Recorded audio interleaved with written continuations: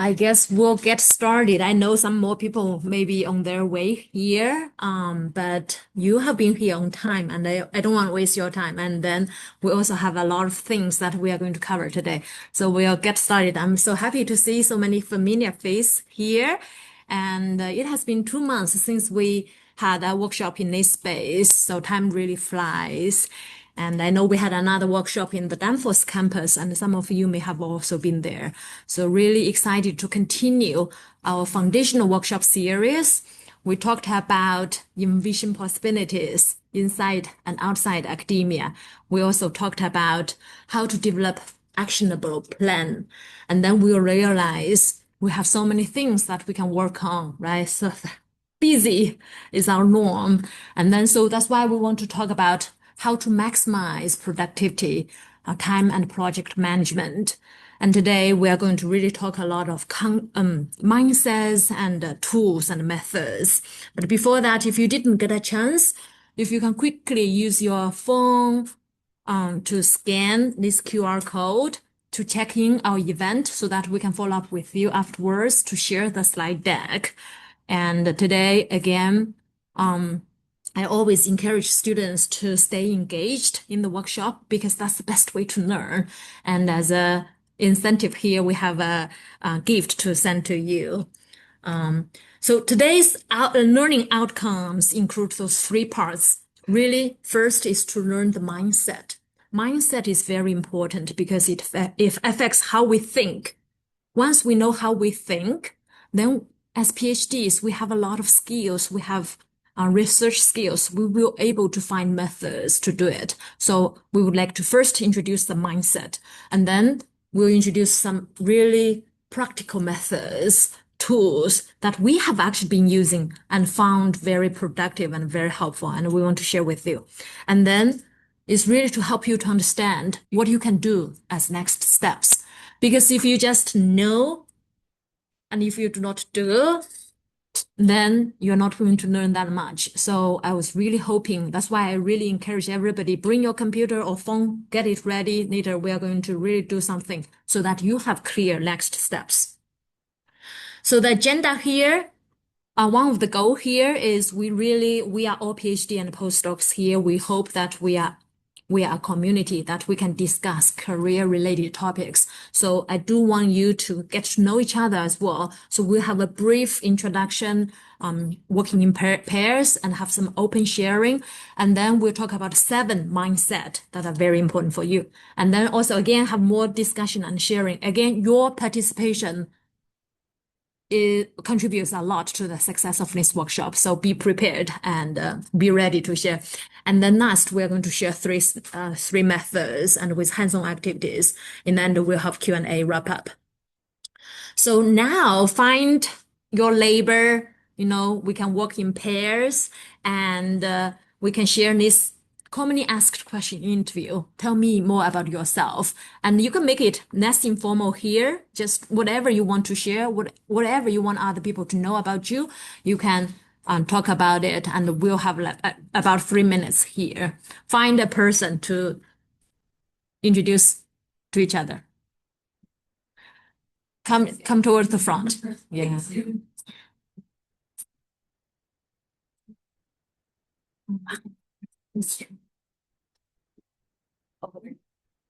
Okay, that's okay. They can do it. Okay, yeah.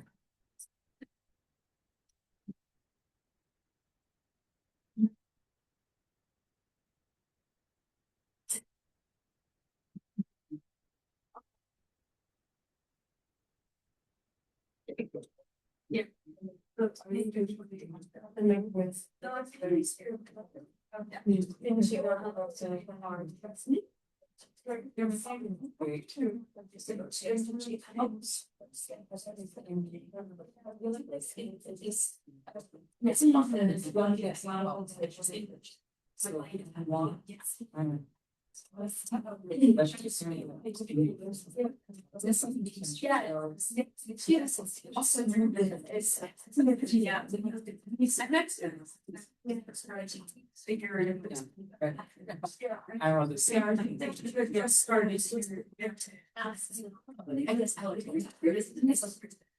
or 10, I'll close the doors so any noise coming in from there doesn't give them a chance to get. Yeah, that was awesome. Yeah, it's locked today. I don't know if there's a confirm. With the passing of the gas, maybe next 46.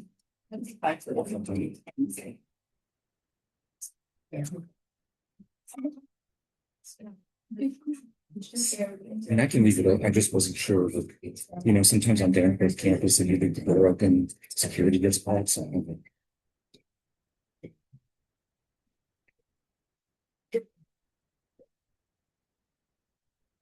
Yeah, the CTI. So piloting staging together. So is it okay if I leave after 30 minutes? Yeah, I just let you know. Yes. So yeah. Yeah, I just want to dance like 30, 40 minutes. Yes, make that so yes. Thank you very much. Okay, sounds good. I will stay 30 minutes. Okay. Perfect.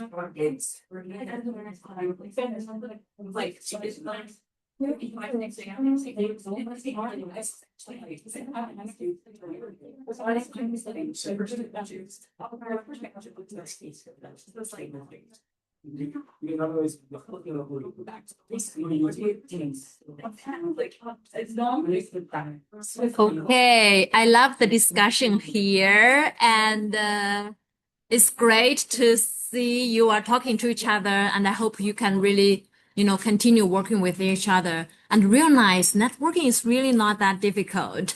If you keep doing that, you will learn and you will become more comfortable network with other people in future. So continue doing that. And now I'm going to ask some open questions. First, ask yourself, on average, how many hours do you work every work day, roughly? Pop up.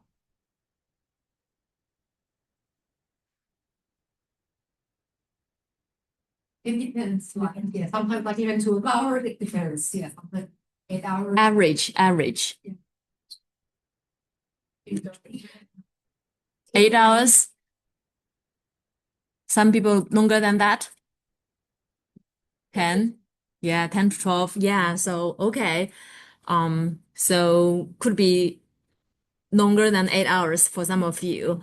And there is a range. We'll talk about what is kind of more reasonable hours that we work that can enhance our productive later. And then what is your biggest challenge in managing your time or projects? Prioritizing. Procrastination. Yeah. Mm-hmm. Yeah. Okay. Mm-hmm. Yeah. Yeah. Mm-hmm. Yeah. Yeah. Yeah. Split work. Okay. Excellent. Else. Focus. Yeah. Stay focused. Yeah. Yes. Okay. Multiple project. Yeah. Mm-hmm. Workload. Yeah. Okay. Those are all great points. And I think we'll touch, if not all, most of those points. So that's great to see the issues you are facing. So now we are going to talk about some of the important mindset about time and project management.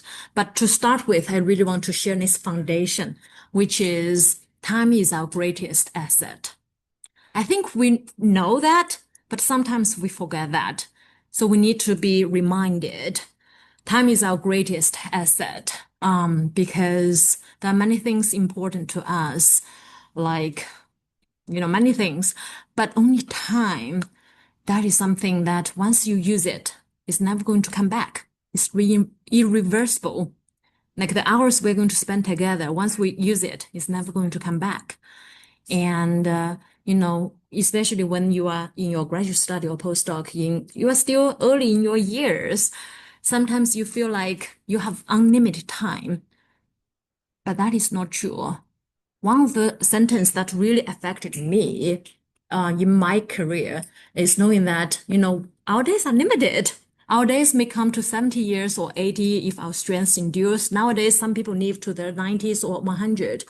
But regardless, our time is not unlimited. So that's why we really need to think how we want to spend our time.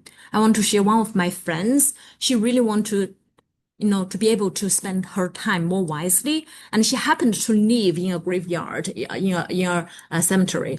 And every morning, she just intentionally work in that place to remind herself she has limited time, to remind herself, how she is going to use her time. So I think having this foundational mindset is very helpful for us. Our time is limited. So how we are going to use our time. Yeah, I don't want every one of us to live like very urgently, like very anxiously. No, that's not my point. But no, our time is valuable. I think it's really the basis for all the things we are going to talk about later.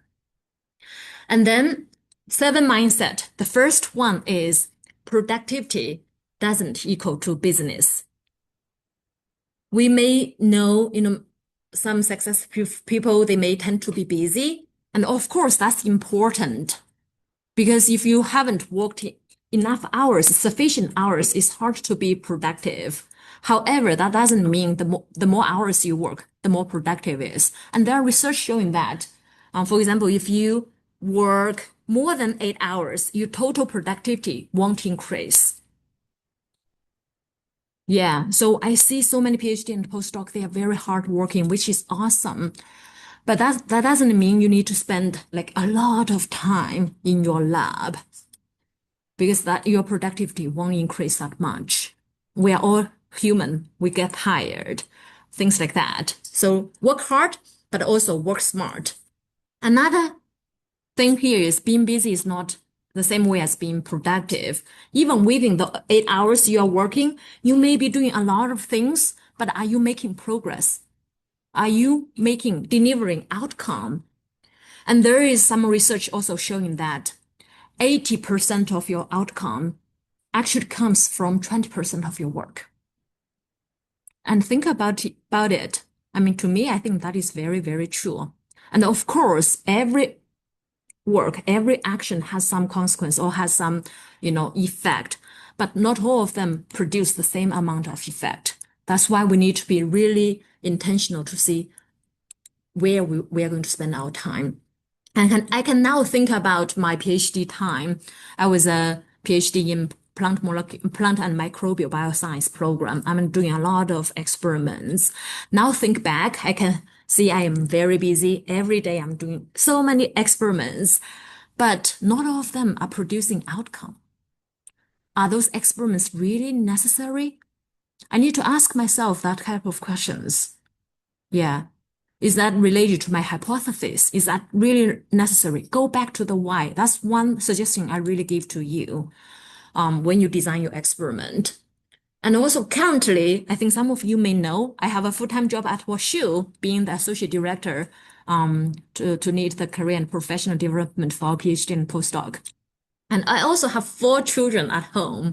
So it's literally my second full-time job after work. Yes, and they are different ages, so it takes me a lot of time. And on top of that, I'm also I helped found a company before I started in this role. I'm not actively participating in that company, but I'm kind of in the advisory board.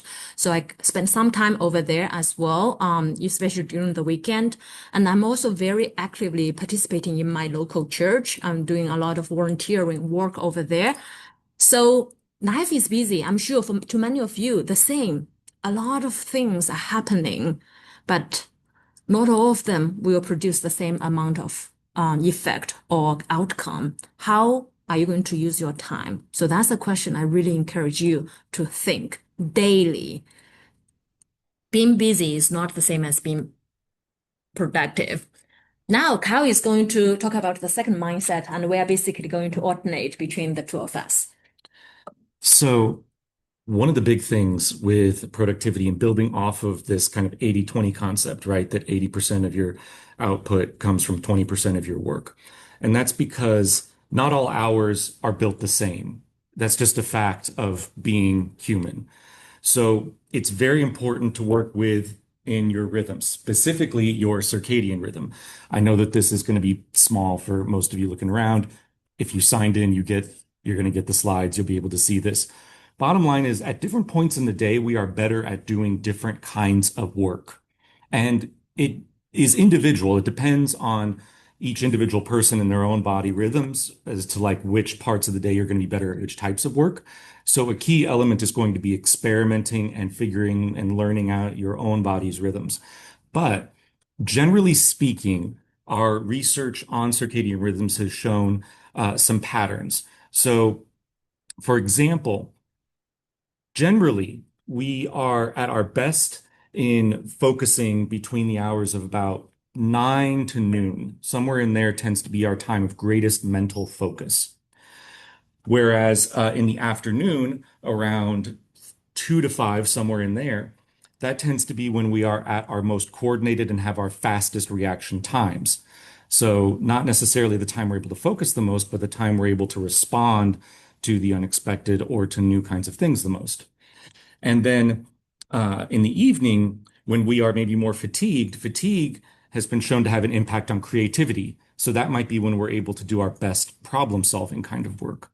So an important piece of thinking about your productivity is understanding these rhythms in yourself and when you're going to do certain kinds of work best. And so try things out. Try different kinds of work at different parts of the day and learn when it is that you are most focused, when you are most energetic, when you are most creative, so that you are scheduling and assigning yourself those types of work at the appropriate times and using your time well. And the third mindset is really plan and prioritize. I think some of you mentioned that as well. One of the concepts that really affected me, I think I got that kind of toward the end of my graduate school, is this big rock first type of concept. You have a bottle. How many of you have heard about that?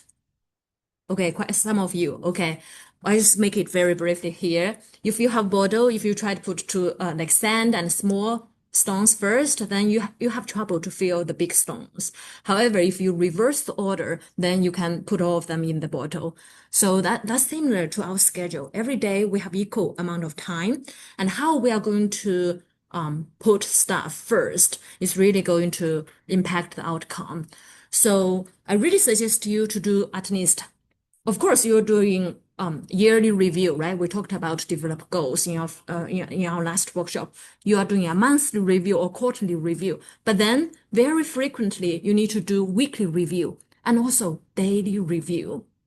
So for weekly review, you really think, what are your priorities for this week? What are the things you really want to achieve for this week that aligns with your long-term or yearly goal? And then every day you ask yourself, what are the top 3 things you want to achieve today? Yeah, don't work on too many things. What are the top 3 things you want to achieve? And if you can get that done, and if you do that every day, the outcome would be huge. And this is a habit I had every day to myself. Every day I look at my calendar. I will ask myself, what are the top 3 things I want to accomplish today? Yeah, and I have been regarded by my team members and by my colleagues a very productive person. And that's some of the tricks is like this. What are your top 3 things you want to achieve? So every morning you can review your schedule and decide that. And every night you can see, okay, how many of those you have achieved, whether you need to do any adjustment. Maybe for those things you haven't achieved, you may need to start again tomorrow morning, things like that. Daily look at your schedule, make plan, make adjustment, plan and prioritize. Big rock first. So our fourth mindset is to keep progress over perfection. We tend to be perfectionists as PhDs and postdocs. We tend to want to do things the right way. But it is better for you long term if you think about improvement as opposed to perfection. So don't wait for the perfect conditions to do things. Don't try to aim for getting things done like 100%. This has to be the most perfect thing in the world. Small, consistent steps add up. And so we really emphasize getting done is better than perfect. I had a professor who once liked to say, don't let perfect be the enemy of good enough, and build upon your successes. So just as an example, right? If you were to increase your performance on something by 1% every day, then by the end of the year, you will be 37 times better at that thing. Whereas if you got 1% worse every day, you would be like, what, 3% worse overall by the end of that same year. Improvement has exponential gains.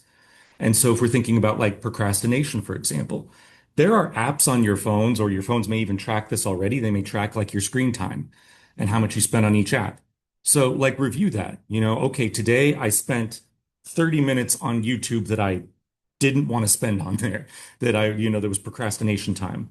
Instead of being like, tomorrow I won't procrastinate, say tomorrow, let me get that down to 29 minutes. Just 1 minute, one small difference. But within a month, if you're able to follow on that, you'll have your procrastination time on there down to nothing. So incremental improvement, small steps that have big gains. That's the important mindset. Learn to say no. Somebody also mentioned that, and that is so important, right? Because when you say yes to something, that means you don't have time for other things. And there are some things that we wish we won't spend that much time, like social media, like your phone time. So for those, we just really need to practice and really have the discipline. I think, like Kyle said, once every while, I will check my screen time on my phone. And if I say 5 hours or 6 hours, that's an alarm, right? So if you are brave enough, you can check yours as well, and really, kind of practice it. And there are many different ways to reduce the time, the social media time, or reduce the time to waste your time. But that is a very important part, to say no to those things that you don't want to do that much. And for those things that you really hope to do, sometimes you also need to say no, because there are so many opportunities, right? Like one student, I coached a student a couple of days ago, and she is wanting to do like learn business and a lot of different things. And we talked about how to be strategic, how to say no to some opportunity so that you have additional opportunity. And I also had a conversation a few weeks ago. Sometimes we get invited to some meetings, and if we do not think we can contribute too much, or we cannot benefit too much from it, then we can say no to those meetings so that we can really save time on other things that can help us to achieve our goal. So really own your agenda, know your goal, and then prioritize your time. So that's another very important concept. I think many of you already know that. It's just we need to really practice on that. And it's kind of a big part of that is a mindset thing. Give yourself permission. Frame it in those kinds of terms. Don't think about who you might be, because I think we worry we're letting people down sometimes. Give yourself permission to say no to things that aren't serving you or that you don't have the capacity for right now, and it'll be okay. Yeah. And also it's about communication, right? When you say no, you tell them why you say no, and then make it really acceptable from both sides. Yeah. So for mindset 6, rest, renewal, and passion. Productivity is a marathon, not a sprint, much like your PhDs and your postdocs. You cannot race to the end of this. because you won't have the energy to get there. So it is very, very important that you take care of yourself, that you rest, that you find opportunities for renewal and reconnecting to your purpose and why you are trying to be productive in the first place.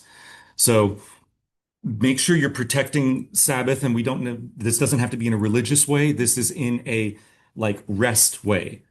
Protect the time that you need for yourself to not be uber productive. Make sure that you're getting your exercise and your nutrition, not just because they're good for you, but because those things increase your productivity. They make you more productive when you are better fed, better rested. Practice good sleep hygiene. I can't stress this one enough. How many of you have pulled an all-nighter at some point in your academic career? Being honest, right? Okay, we've got a few here, right? It's pretty common. I never pulled an all-nighter at any point in my bachelor's, my master's, my PhD. Never. I'm still here, still alive. I made it. Nothing catastrophic happened. Practice rest and connect to your why. Remind yourself why you're doing this. Because if you don't have the strong motivation, the understanding of why you're doing it, then you're going to find yourself in a position where it's just not working for you anymore. So be connected to the why. Yeah, totally agreeing with that. And for me, every day, kind of by the end of the day in the evening, I feel like I'm so tired and I'm so look forward to sleep. And I know after a night of rest, the next day, next morning, I'm a new person. So rest is so important. And to myself, I do not have time to do it every day, but I think like 3 times or 4 times every week, I try to do a morning exercise, even though it's only like 15 to 20 minutes.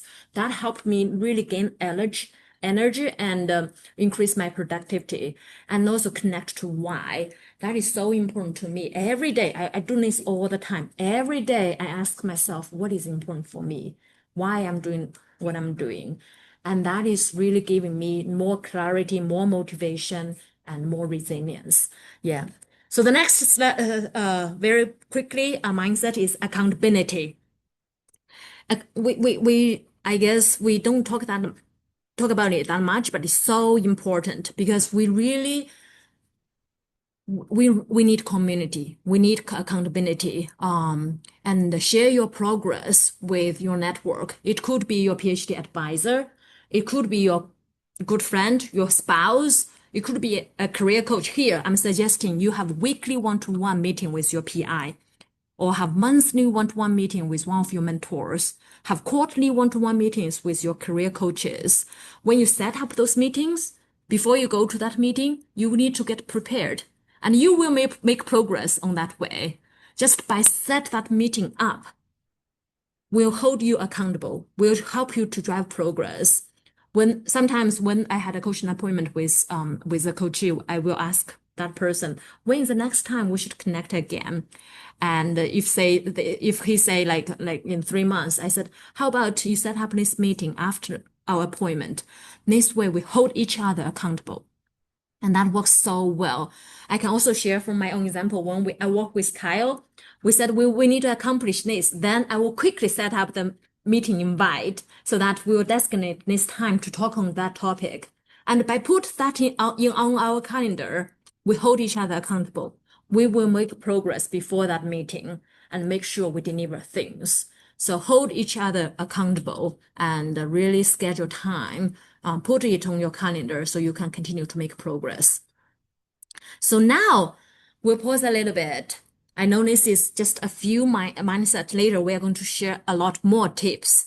I want to ask, what mindset resonate with you most? And what additional mindsets or strategies you think are very important for us to maximize our productivity?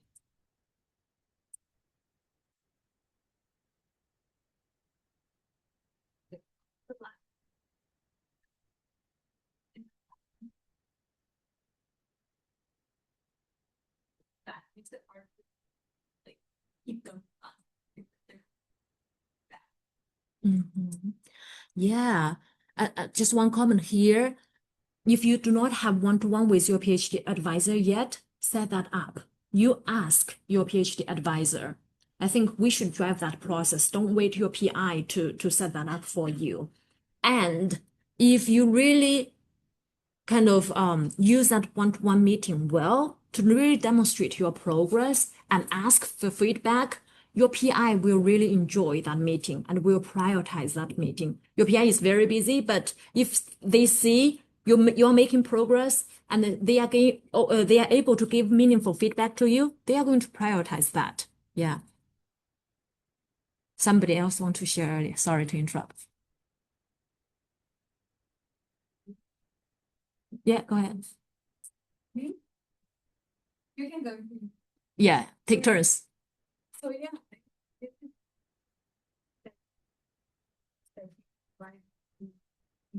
Sometimes too much meetings are also not good in my opinion. You have like 3 meetings in 2 hours, 3 days a week, and then you have presentations on top of that.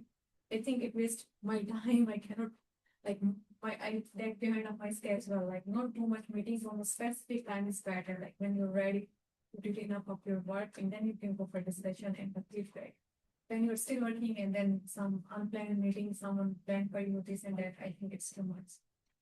That's what's important to figure out what the schedule of meetings is, because it might not be a weekly one-on-one kind of thing. It might be that a more diffuse schedule is more helpful. I had a supervisor where we got to a point, I'd been working a while, and we were like, okay, these one-on-one meetings, we're in sync, we're in rhythm, we don't need to do this every week. And we shifted like, okay, let's try bi-weekly and see how that works and see if that, creates more.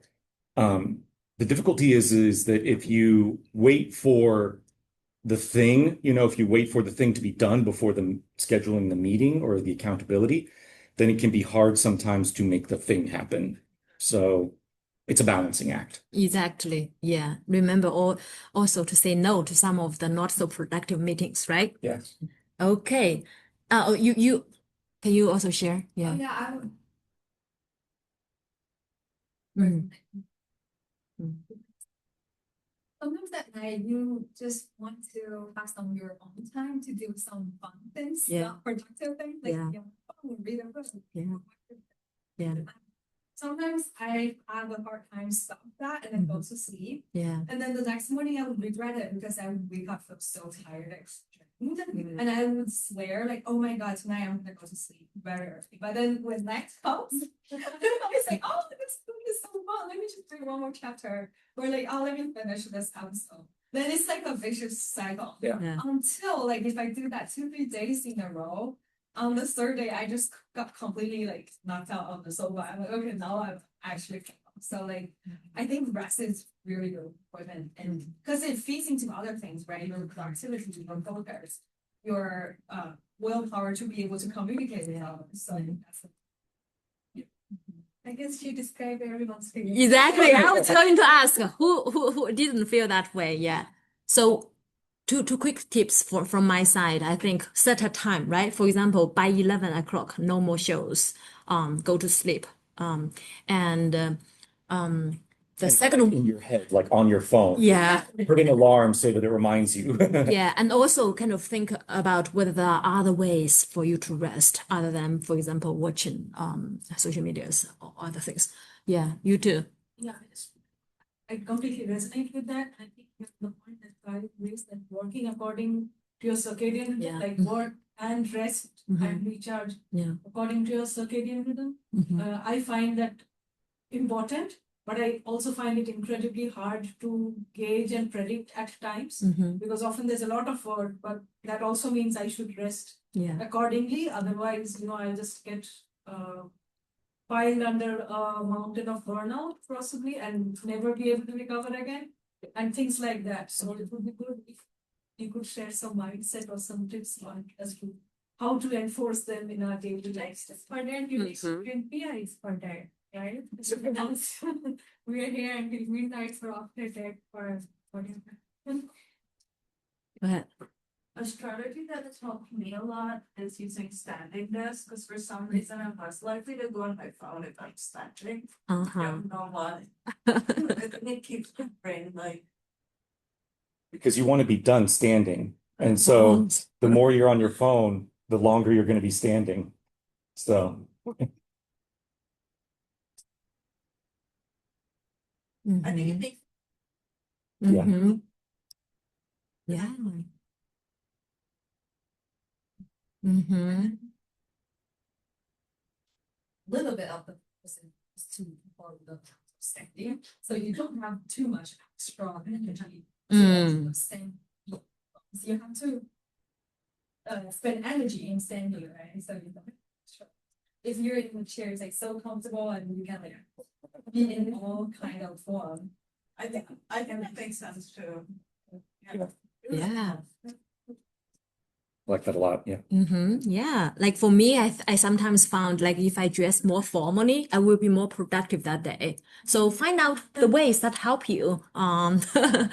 Yeah, that's great. I think we can transition to introducing some of the methods, and Kyle will talk about first. All right, so time blocking. So now's where we're going to try to put some of these mindsets into practice. So time blocking 101. These are going to be, and we could do whole workshops just on time blocking, so if you want to follow up with one of us to work with this one-on-one, to put some of this into practice, we're happy to. But here are some general kind of guides in terms of how to block time effectively. First, block everything. So that's obviously things like lab time, homework, if you have some other kind of job or work, but it also includes the other pieces. So you should be blocking your time to do chores, your time that you're going to spend with friends or family, and the time that you're going to spend resting. This is important because it's a psychological kind of thing. Part of where productivity or procrastination will happen, and this is not the only way, but one of the places where it will happen is you are supposed to be doing something, but you're like, oh, but I really want to like read that book or I really want to watch that show or something. And it's like, there's time later for me to do this thing, whatever it is. And before you know it, time's gotten away from you. So you block the fun stuff too, because then you can remind yourself, I'm going to do the fun stuff. Like I really wanted to watch that show or read that book or something. Well, I have it on my calendar. I'm holding myself to account on my enjoyment, my fun, happy things as much as I am the harder kind of work things. So block all of it because it holds you to account to rest, relaxation, and enjoyment as much as it does towards productivity, towards work and school and things like that. And block intelligently. Again, that's where the circadian rhythm kind of stuff comes in. Okay, if I know I'm going to be more focused from the hours of 10 to 12, maybe that's the time that I'm going to schedule my very repetitive, uh, my very repetitive experiments, right? Where I have to be keeping an eye and I need a lot of attention to detail and I need to be focused through that repetition. If I know I'm going to be more responsive in the afternoon, maybe that's when I'll schedule like a meeting that I have to have where I'll be able to kind of have a proper like back and forth with someone. Um, if I know that like the hour after lunch is the hour when my brain is just not going to work for me, maybe that's the hour I do certain chores or something like that. Obviously, we don't always have control over these things. There are other externalities that come into play, but as much as possible, try to follow these rhythms while you're doing it. And as much as possible, try not to overschedule yourself for a particular task. Psychologically, your average person cannot focus on a single thing for longer than about 90 minutes before it just becomes ineffective, before your ability to be productive on that thing just breaks down. And for some folks, it's shorter than that. So don't, as much as you can, don't schedule like, oh, I'm going to write for 5 hours. No, you're not. You're going to write for an hour and a half, and then then you're going to be like hitting the keyboard for another couple of hours. And what comes out of those next couple hours is not going to be good. And you're probably going to have to spend just as much time later fixing what you just did. Again, I know that we don't always like, especially for when we're in labs, we don't necessarily have control over exactly how much time we get to spend on something. But as much as we're able to, with the things within our control, don't like commit yourself for a particular kind of task. Break things up and spread them out. So This is just kind of an example of what, oh, yes, please. We will be sending this out to you all. Yeah. Just make sure that you have scanned the QR code that's back on the snacks table before you leave. That will be how we know how we send it all out to folks. So on here, you see everything's blocked out. Meal times are blocked out because it's so easy to skip a meal. But again, that's going to mess with your productivity. So breakfast is done. We've got focus time on Monday from 9 to 10:30. We've got client calls from 10:30 to 11:30. Then we've got lunch. And we've got some more focus time after lunch. We've got quick sync at 2:30. We've got a presentation at 3 to 4. Back to focus time 4 to 5. Workout 5 to 6, and then goes in, right? Couldn't make this too small, otherwise it'd be completely impossible to see. But all of the stuff is scheduled. Everything is scheduled in on there. And this is one of those things that you have to practice, okay? I like to schedule out my time at the beginning of the week. So I come in on Monday. First thing I do is try to schedule out what's the week going to look like? What are my priorities? What are the things? Where does time need to go? And I'm going to get a rough estimate of how long it takes. I think it's going to take me to do something. Then we go through the week. At the end of the week, at the end of Friday, I look back and I say, how did that work? Which things took more time than I thought? Which things took less time than I thought? Where did my time get like sucked up? Which ones, which things did I schedule at the wrong point in the day? I keep track of these things so that I can look back on them and I can figure out what worked, what didn't, how do I replicate that for next week?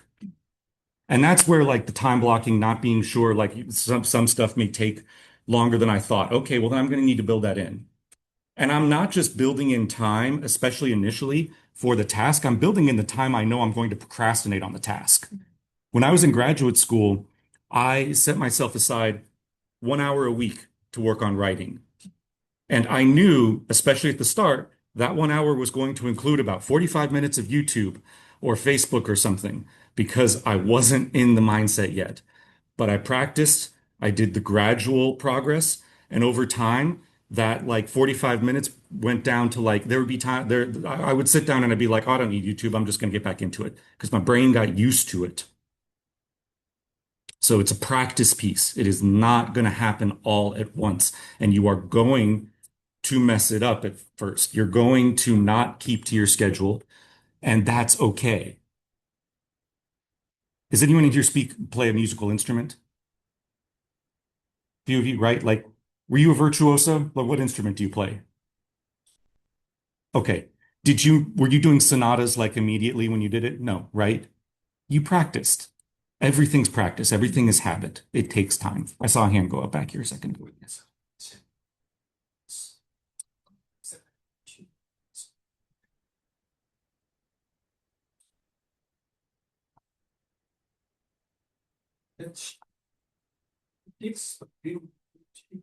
Yes. Yes. You have to also build in time for the transitional component. So if you know, like, okay, I've got like 3 back to back, that might be too many things. It might be that we need to reduce it to 2 things that you spend a little bit more time on, but that you build in a gap between them. I try to put in at least a 15-minute gap between my tasks so that I have time for my brain to, refocus, finish processing what it is we just did, and switch over to the next thing. So build in your break times at places that can bisect tasks so that you can reset. Build tasks around your meal times so that you have that, undividedly, you have that time where you're eating, where again, you can let yourself reset a little bit. So understanding that that's how your brain works, make that part of the blocking and the routine. Does that kind of make sense? Yeah. That is a good strategy. I also want to share. We need to learn to be present all the time. I think sometimes you just happen to have back-to-back meetings or tasks. You just need to train yourself and practice and quickly, switch and be present in that meeting and get started. So the activation time may get shorter and shorter each time. It's a process. It's a learning process. Yeah. So sometimes like already like like the entire week, there are things that are unexpected. Like you did not plan for this. How do you make time for that? Like how do you rearrange then and train like your brain to do that? Two ways. One, you can try to build in time for the unexpected. You can have like a half an hour built into every day or something that's like, something's going to happen. I don't know what, but I'm probably going to need to spend, do something. So that's one way you can do it. The other way is that if it happens, you re-examine what you've got and you reprioritize and you say, okay, I've got a thing that has to happen. What's another thing that is not as important that can get pushed to another time, another day? Yeah, that's good strategy. I also want to add, maybe you can also say, could we postpone it, for that ask? Sometimes it's important to say no, right? Yeah, so it all comes together. Go ahead. Like day dividing that beautiful like idea. But I would question that in practically, I don't think so. I mean, at least person we are in medicine or our field, they can really do it. For example, if we just start one experiment, certain experiments are this much sensitive, like 6 to 8 hours, you cannot just move. Sometimes not even for water, like we can have short incubations and stuff, like, we can drink water or go to rest or something like that. But they're very consistently for many long hours. So then, our research being a postdoc, because it's training is part of postdocs, mainly depending upon the mercy campus, all these kind of experiments almost on a daily basis. So then all these plans, I mean, we want to do that, but it just like looks like a dream, like it cannot really. So how can we manage in that step?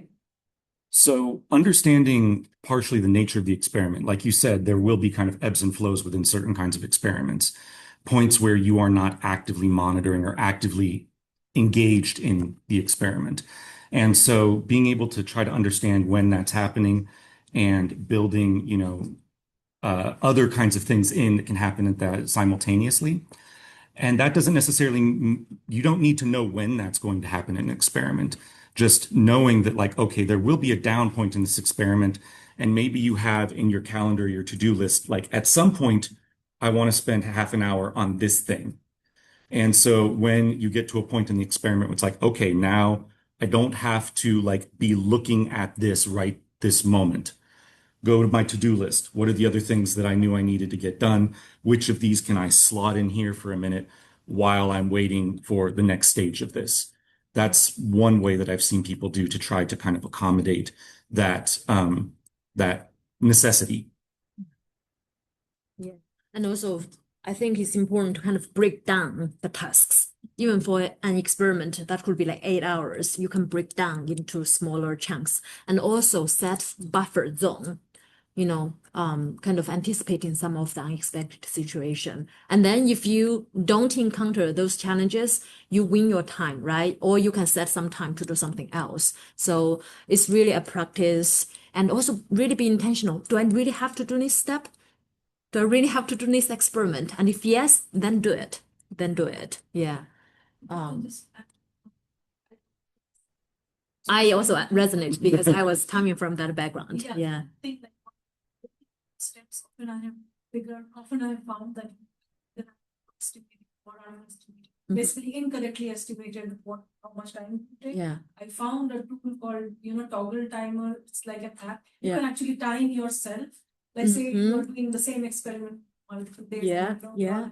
Part of experiment, you can time Yeah. how much time it takes for you. Yeah. Not this when pick up your animal, come up, do the procedure, then go to the next step, and just figure out for yourself that these steps on an average takes this much time, and at Yeah. the most will take this much time. Then you can sort of make sub zones inside that focus time, and that can help you decide the buffer time that you're talking about, and also where how much invest in my head or what are my times when I can walk off and get a glass of water, I can have a quick lunch.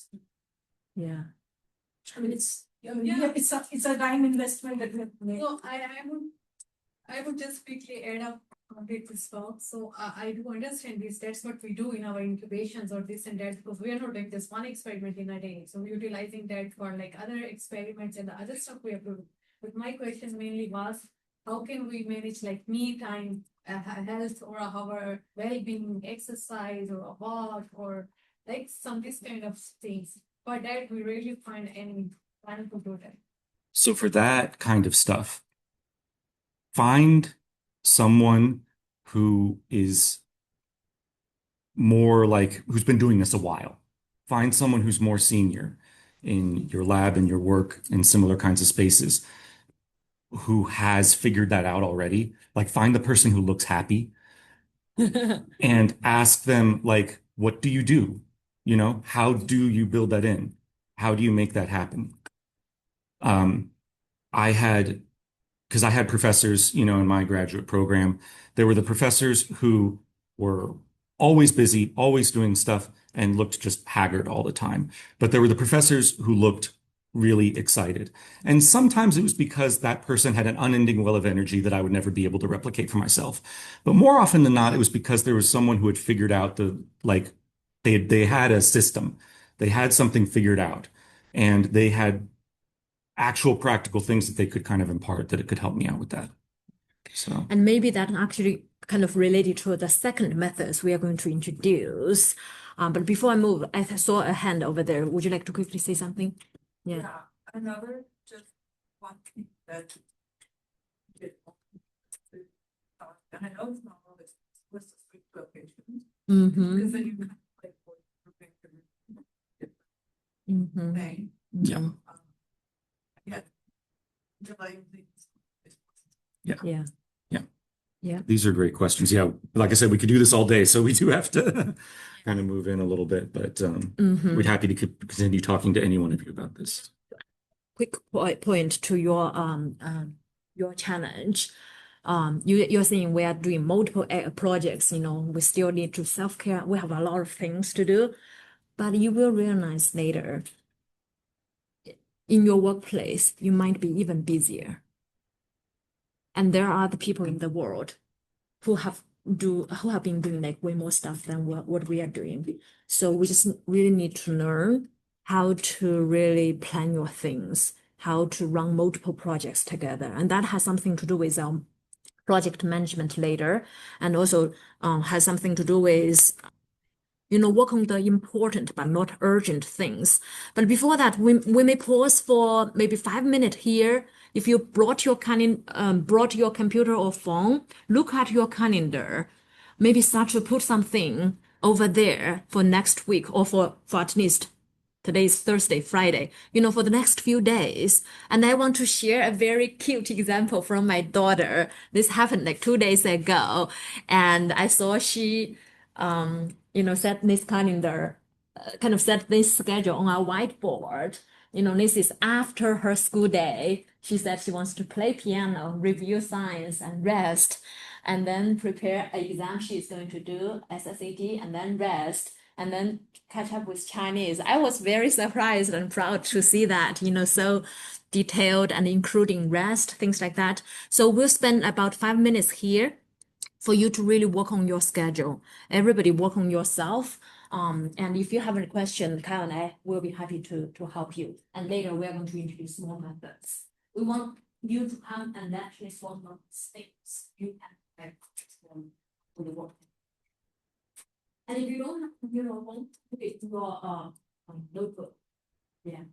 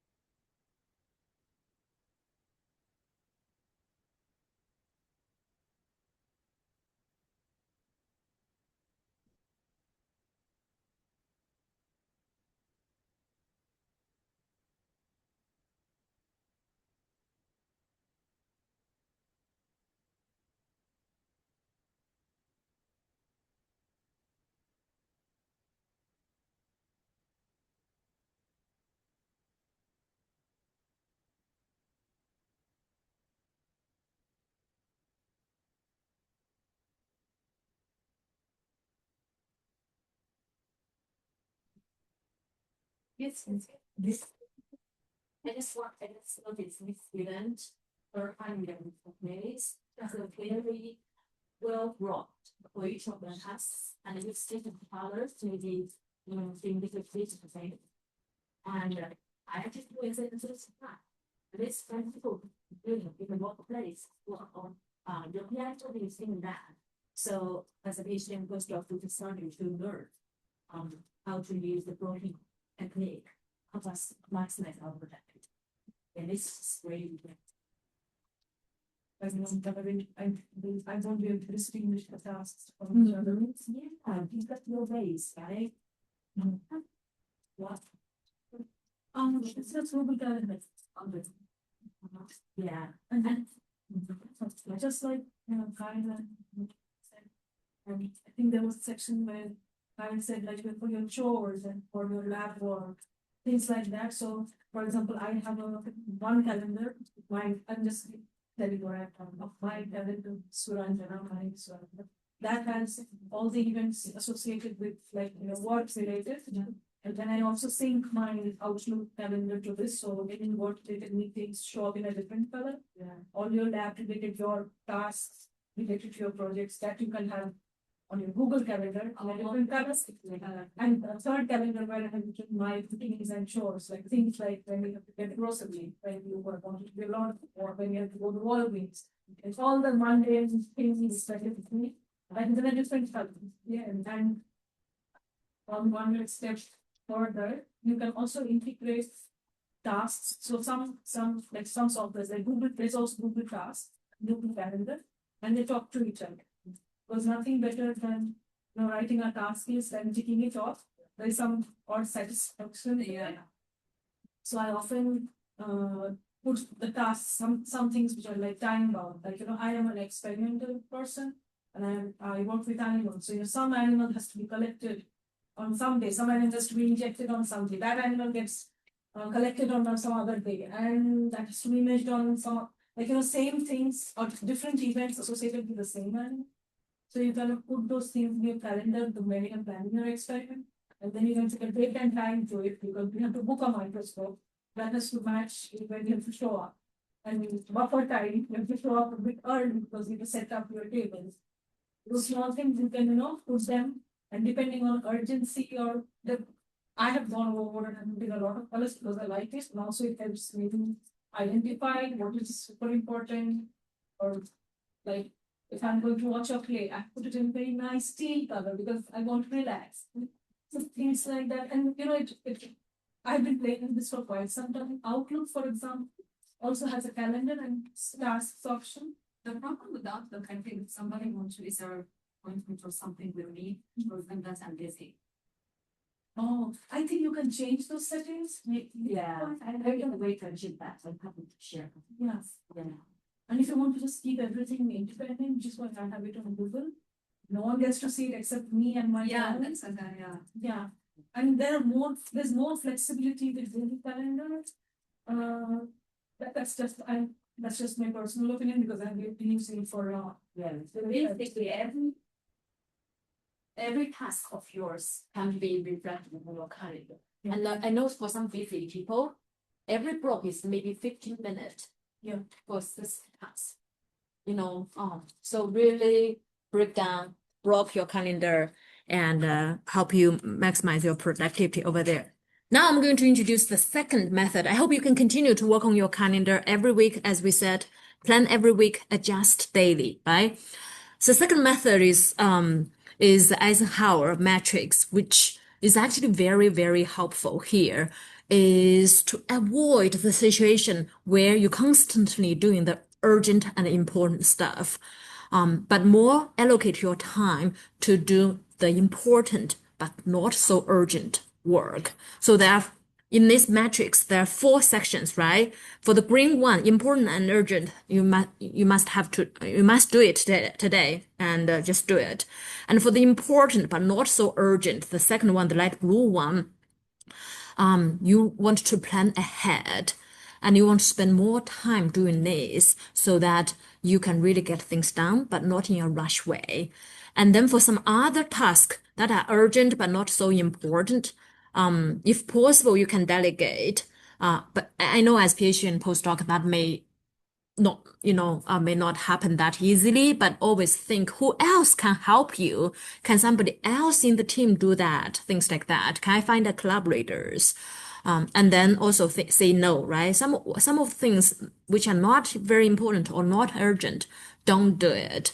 So in this way, you can really prioritize your work and plan your day. So this is one example. I'm not sure whether you can see clearly. This is my work last week. And again, I have my color in my own system, but here I tried to label it according to the same colors we shown here. So green stuff is the urgent one because it has to happen in this time and it has some deadline. So I have to designate that time to work on it. But then you can see a lot of light blue stuff. Those are the things that are very important but not so urgent. I'm preparing something for later, for either late this week or next week or in a few months. I usually plan things ahead so that I don't feel rushed. And then the rest stuff, I do have some team members, so I can delegate a little bit. But similarly, for you, think who else can help you. And then the other things, if I eliminated, it's not here in my calendar at all. So I did eliminate a lot of things so that we don't have to work on those things. I also have some things like those bluish is also important, not urgent, but to me, maybe it's the second priority. It's not that important. Those one is the first, like the highest important. So I spend time on that. And for those, if I have time, I will go. I think maybe this is my lunchtime. I think like for this event is our department event. This is important, not urgent, but the importance is not that high. If I have time that day, I will go. And if I don't have time, then I probably deprioritize it. So again, you develop your own system to help you to work on the important but not so urgent things. So now we'll give a little bit time here for you to think. Look at your calendar. There are so many things.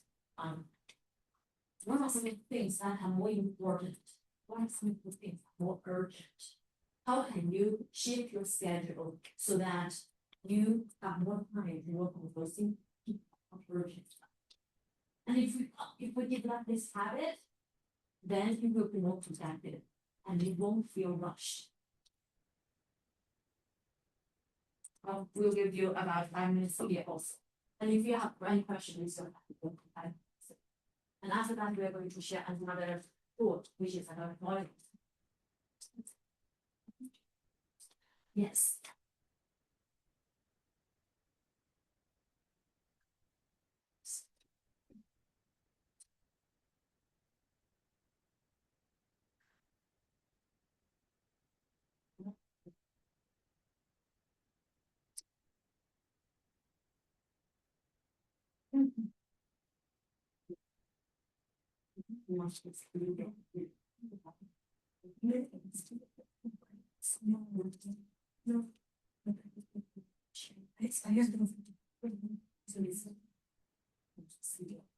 Yeah, right.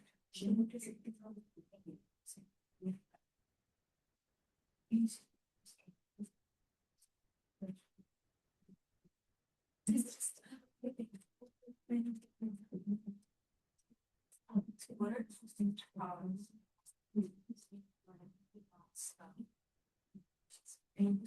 Because I've heard like people are like, that's your professor. So like it's been on. But I'm also like, they're not the schedule, you'll have. I was in Google Doc, I think it was like, so it's this. We actually would have started.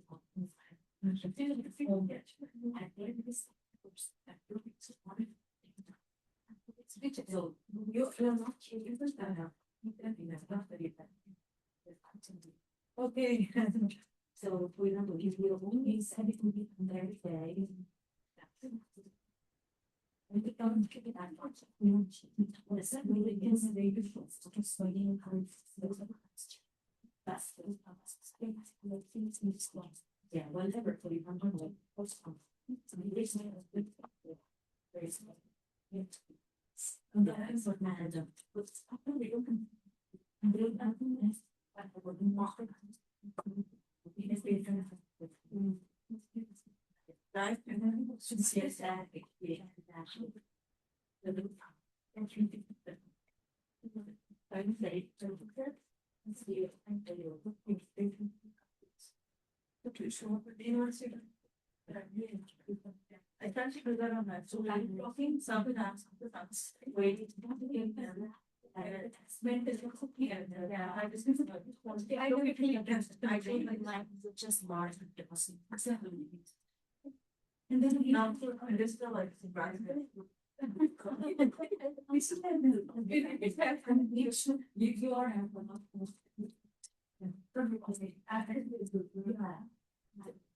I'll teach you. Now, I think we just. To be safe for all, I can just.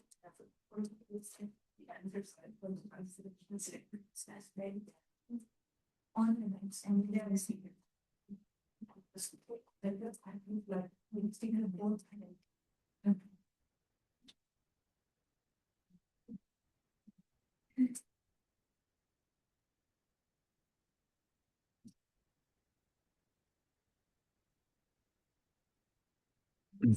I want to add one more thing before we move on with this particular topic, because I think a lot of times when we are doing this process, especially in the moment, and we're thinking about whether something is important or urgent, if something comes up and we're deciding on its importance or its urgency, the two of the quickest things that we sacrifice are meals and sleep. That's like where we instinctively kind of go. What happens if you don't sleep for long enough? You die. What happens if you don't eat for long enough? You die. That feels pretty important and urgent, but it's easy to lose track of that. Nothing's more important than you and your health. That's the most important and urgent thing in the world. And I know it can feel difficult on that sometimes, and I know that we get a lot of external pressures kind of coming in on us. And I don't have enough, like an obvious solution for that. Yeah. Yeah. If the median sleep requirement is not fit, so they take. Still, Yeah. protecting. Or like this. Yeah. Yeah. Yeah.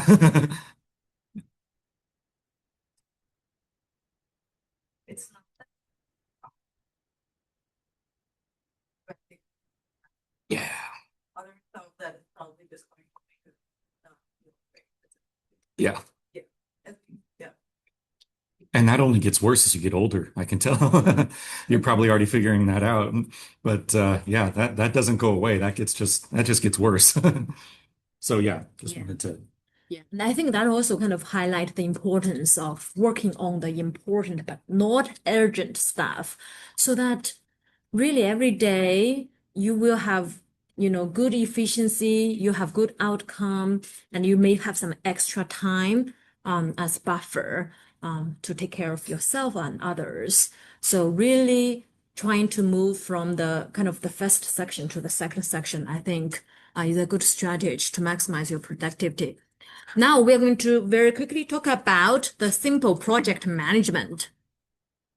Again, I think some student here also said you have multiple experiments running on or multiple research projects working on, and it could be more than 2 or 3, could be like many, and how to manage them together to drive progress simultaneously. I think we need some tool. Otherwise, everything is just over there, is very crowded, is entangled. You need to have a centralized database to sort things, to track things.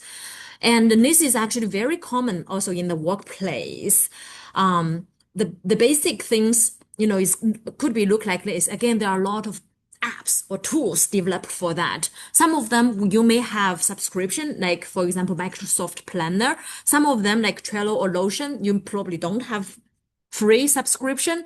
So, but here we can use Excel, a simple tool to achieve the same purpose, because right now we're not manage millions of projects. So it's really doable. And myself in our team, we are using the same tool to manage our own projects as well. So here, basically, you have different projects, and you have team members. Maybe let me show you this as a better example. This way you can see it better. And I also send you in your calendar invite, so you can see. Yeah.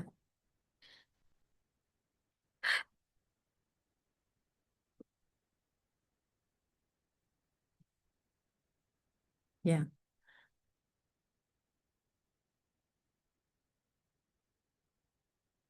Okay. So not showing yet. It's still not showing. Mm. That's fine. Yeah, if you can open your calendar and open that Excel, I can walk you through it. And again, this is just a basic example. You can really put your own projects and also really divide it, break it down to the specific milestones or tasks you want to work on. Now it's here. But they basically, everything that is important to you, you put it here, the project, the different project. And here for the first one, again, we work on those projects to achieve our goals, right? And you can here say, this is related to this goal. Why is it's like that? I think.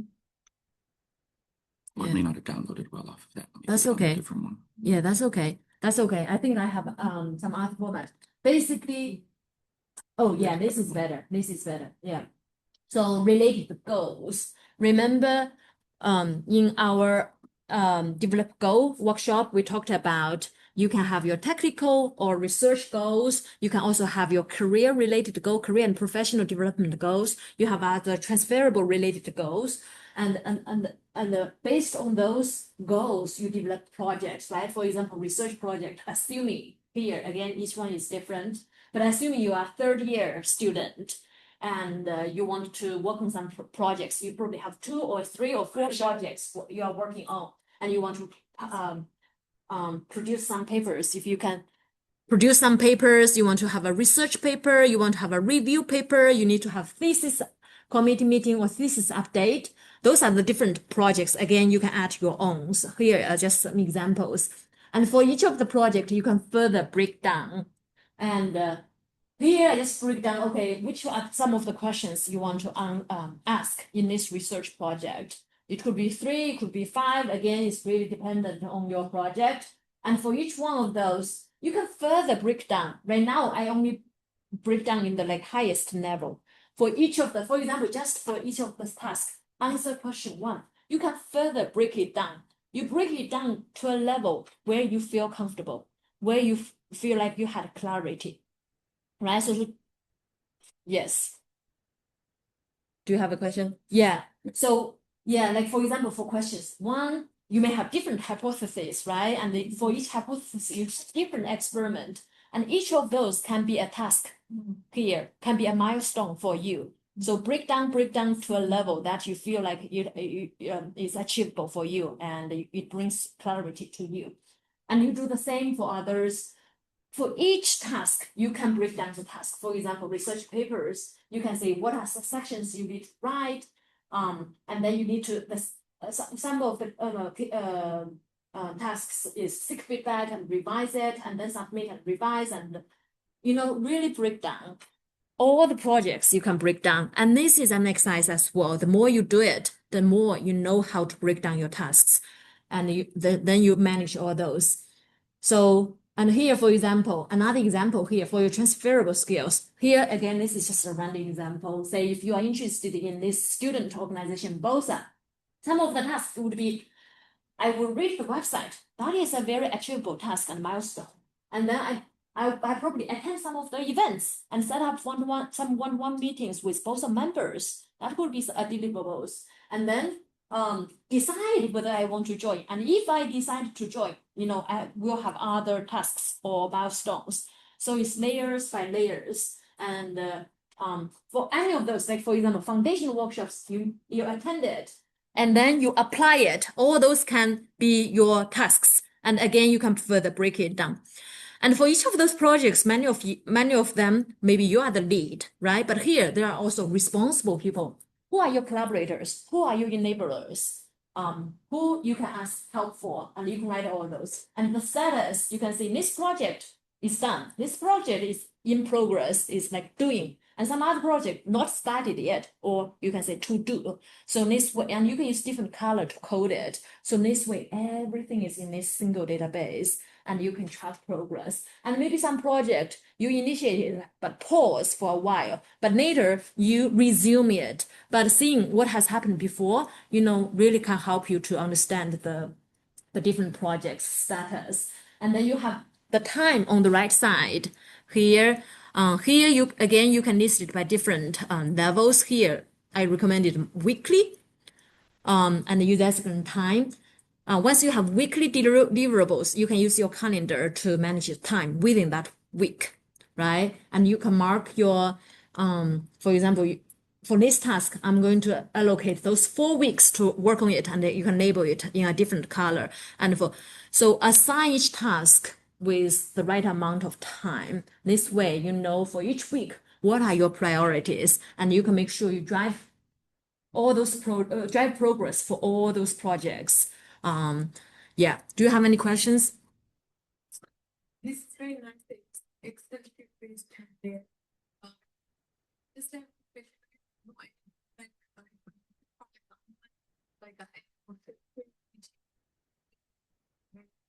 Mm-hmm. Yeah. like Yeah. So we can modify it because of the online app or thing, like we can go by in anything, like Excel sheet, we cannot always maybe open from our phone or something like that, like any program. yeah, I've personally used Smartsheet and Jira, and some of my former company team members, they are using what do you call the Notion? Yeah. There are many different tools, but the concept is the same. For those you need to pay. I'm not sure whether right now is a good way to invest your money. But if you are interested, you can investigate a little bit more. It's interesting. Yeah, the Excel is free one. Microsoft Planner, which is embedded in your WashU, Microsoft suite, is free, but it's not as easy to use as this one. Kyle, could you pull out our PhD and the postdoc, our team's time management document, so this way I can show them. Yeah, so basically our team availability. Yeah. So just very quickly, just to show you some tool like examples that we have been using. We are using the same methodology here, and this is to plan my work and Kyle's work, our team's work, we're using exact same methodology. This is related to our strategy. Those are the different projects and the lead, the specific tasks and responsibles or who are involved, the status, and then label it. I think we kind of learn if we can you unzoom this one? It's hidden. Yeah. Unhidden. Yeah. So if you see, this is give you an impression or an idea how you manage project. Like for those tasks, which week are you going to designate time and how to track progress and everything. Yeah. And you have deadline, for example, set here. And this way you really make sure because there's so many projects, it's hard for us to remember all of them at the same time. But we use this centralized database to track all the projects, and you can use similar concept to apply it to your own projects. And again, the important things here is not only think about your research projects, right? Think about other projects that are very important to you for your overall career and growth. Yeah. And the first time you use this, like you fill it out and you look at it, you will freak out. Your brain will have an instinctive like, oh my God, that's so many things. Yeah. It's okay. Let the moment pass. Mhm. You'll get used to it. With practice, you'll become more accustomed to it. It'll be less scary. Yeah. Okay. It's not really a question of discussing, but question that PhD your students is like which tool is that? It's giving very accurate what you are talking, they're typing over the screen. Is this from Zoom or what? Sorry, The questions, the like voice voice translator that's popping up in the bottom. is by Zoom, some other. That's Zoom. Yeah. So Zoom. I've got Zoom on, so that's where the captions are coming from. Yeah. Okay.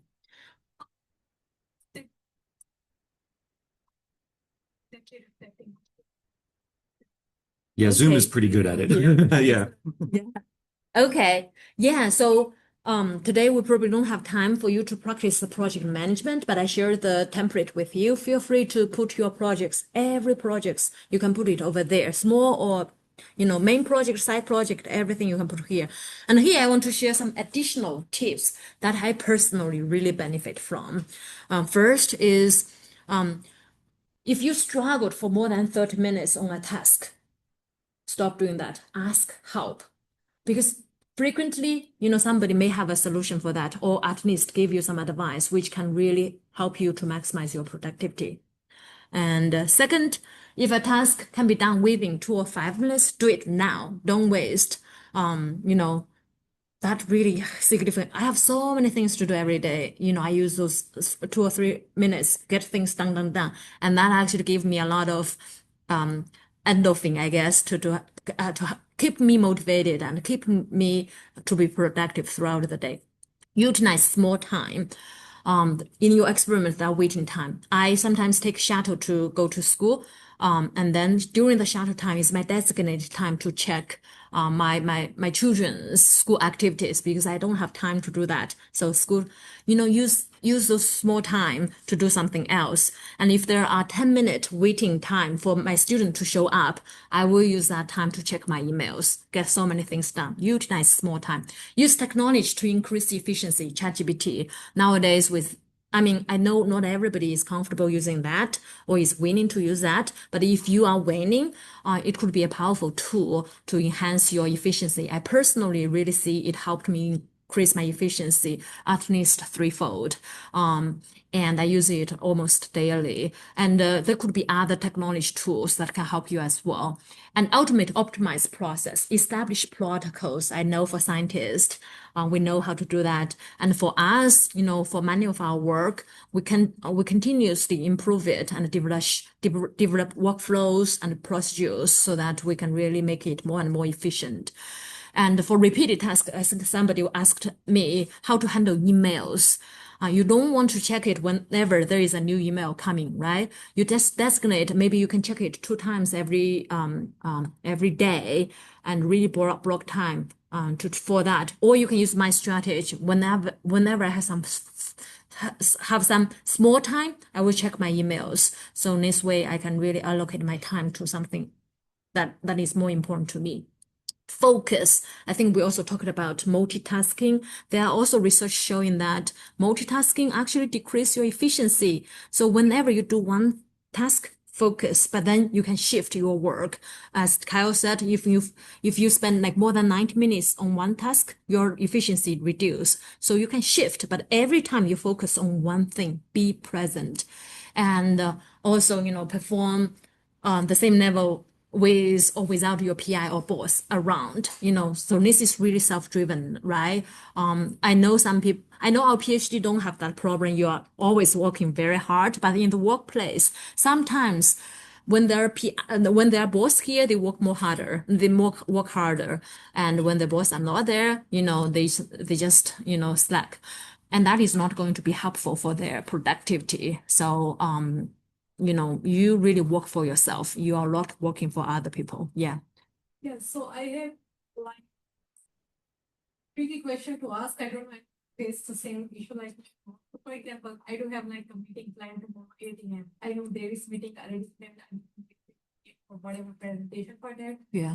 But I will always keep doing my routine schedule work, whatever experiments or things I needed to do, and I will leave that for 11th hour. So if I focus that during my best focused hour, I could finish those meetings like the PPT and whatsoever in 1.5 hours. But always it happens, it turns out to be like the 11th hour. And then once I'm done with my normal routine, then I will sit in midnight and it will take instead of 1.5, 3 hours. So I little bit struggle to like do that, as you said, like if tests can be done in short time earlier, do it earlier. But I just go with my routine and leave that for the last minute. I don't know anyone faced that. So how to overcome that? Yeah, just shift your schedule a little bit, really maybe take 1 week off, wrap up things, and then after that 1 week, started to work on things that are important but not so urgent. Yeah, plan ahead. Anything else you want to add, Kyle, for that one? That one's, yeah, it's tough.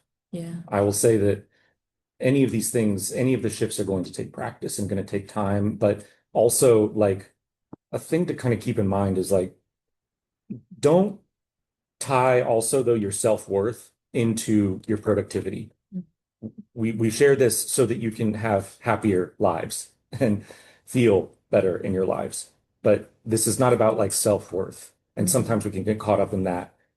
It's not a personal failure when something like that happens. Yeah. Sorry. Yes. Go ahead.